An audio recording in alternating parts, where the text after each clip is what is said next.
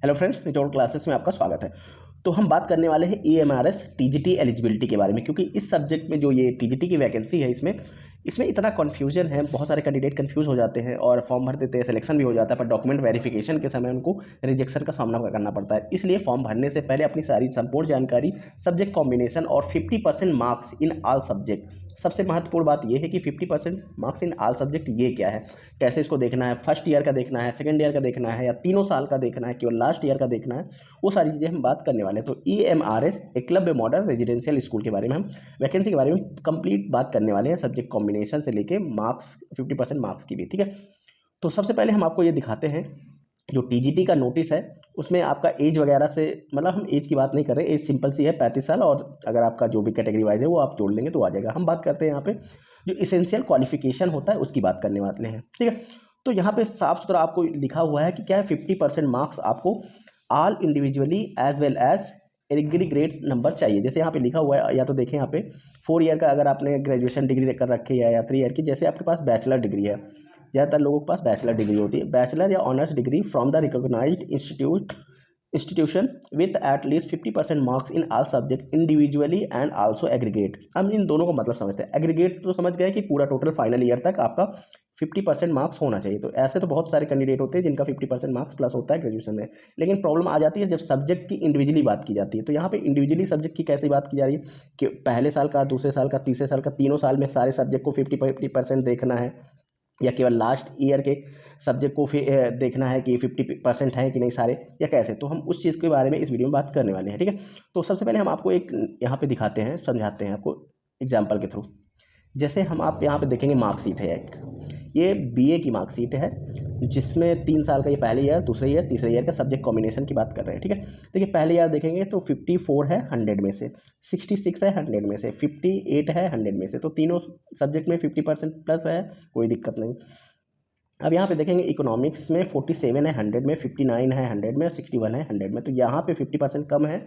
आगे बात करते हैं थर्ड ईयर में हिंदी लिटरेचर और संस्कृत है, 88 है और 101 है, 150 में, 150 में लगभग 50% प्लस है। और टोटल यहाँ पे एग्रीगेट देखेंगे तो 534 है, जो कि 900 में है, मतलब आधे से ज़्यादा है, मतलब 50% प्लस है। अब बात यहाँ पे इनके लिए ये आ रही कि इन्होंने पूछा हमसे कि ये जो यहाँ पे ये 47% मार्क्स है, तो यहाँ पे मेरा एक सब्जेक्ट में 50% से नीचे है, तो क्या मैं एलिजिबल हूँ या नहीं हूँ। क्योंकि मुझे अब फॉर्म में तो नोटिफिकेशन में तो ये आ गया है कि ऑल सब्जेक्ट में क्या होना चाहिए, 50% मार्क्स होने चाहिए। अब हम, लेकिन ये तो सेकंड ईयर का है, ये थर्ड ईयर का है। अगर हम थर्ड ईयर का देखें तो इस हिसाब से एलिजिबल है, अगर हम तीनों साल का देखें अलग अलग तो एलिजिबल नहीं है।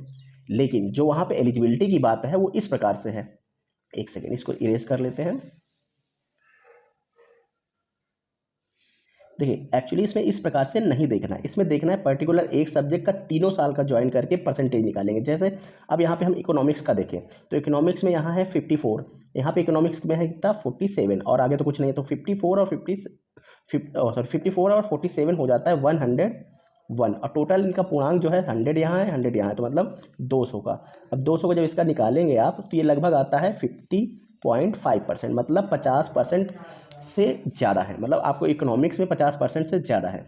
तो इस प्रकार से आपको पर सब्जेक्ट का परसेंटेज देखना है, मतलब आपके जितने भी सब्जेक्ट हैं उनको टोटल कीजिए जितना नंबर है, और टोटल आपका जितना तीनों सब्जेक्ट का पूर्णांक बनेगा वो उनको डिवाइड कर दीजिए और देख लीजिए 50% के ऊपर है कि नहीं। 50% बन रहा है तो आपका, अगर कहीं पे कम भी है, लेकिन 2 ईयर का आपका जितने भी ईयर है उसको मिला के अगर 50% से ज़्यादा है तो आप एलिजिबल हैं। अगर इसमें से 2 नंबर यदि कम हो जाते हैं यहाँ पे तो ये एलिजिबल नहीं होते। और बाकी अदर सब्जेक्ट जैसे हिंदी लिटरेचर, यहाँ तो पर्सनल मतलब हर ईयर 50% से ज़्यादा है, अगर कहीं पे कम है तो आप इस प्रकार से देखेंगे उस पर्टिकुलर सब्जेक्ट। जैसे एक सब्जेक्ट है इकोनॉमिक्स के दोनों साल का हमने जोड़ लिया और 50% से ज़्यादा है तो ये एलिजिबल है। तो अगर ऐसा आपके पास साथ कुछ हो रहा है कि आपका सब्जेक्ट कॉम्बिनेशन आप ईयरली देख रहे हैं या तीनों साल का एक साथ देख रहे हैं, तो आपको यहाँ पे कुछ नहीं देखना है, बस आपको टोटल जो सब्जेक्ट है उसको हर साल का जोड़ लेना है और उसके हिसाब से अपना परसेंटेज निकाल लेना है। अब आपकी कन्फ्यूजन जो भी यहाँ की दूर हो चुकी है। अगर इसके बारे में अभी भी कोई भी कन्फ्यूजन है आप हमें कमेंट बॉक्स में पूछ सकते हैं, कोई भी कैसी भी। ठीक है, अब आगे बात कर लेते हैं सब्जेक्ट कॉम्बिनेशन की। ठीक है, सबसे पहले हम बात कर लेते हैं इसमें और क्या क्या, जैसे आपके पास ग्रेजुएशन होना चाहिए, उसके बाद BEd होना चाहिए, बैचलर इन एजुकेशन, BEd होना चाहिए, जो कि आपका 50% मार्क्स के साथ होना चाहिए। ठीक है, तो ये दूसरी चीज़ आपके साथ होनी चाहिए CTET, तीसरी, मतलब पहला तो आपका ग्रेजुएशन होना चाहिए, दूसरा आपके पास बीएड होना चाहिए, तीसरा आपके पास सीटेट होना चाहिए जो कि पेपर 2 होना चाहिए conducted by government of India. CTET certificate issued on the before the cut off date, मतलब जो भी कट ऑफ डेट इसकी दी जाएगी उससे पहले आपका ये आ जाना चाहिए आपका सीटेट की मार्कशीट, ठीक है। तो ये हो गया। अब आगे बात कर लेते हैं सब्जेक्ट कॉम्बिनेशन।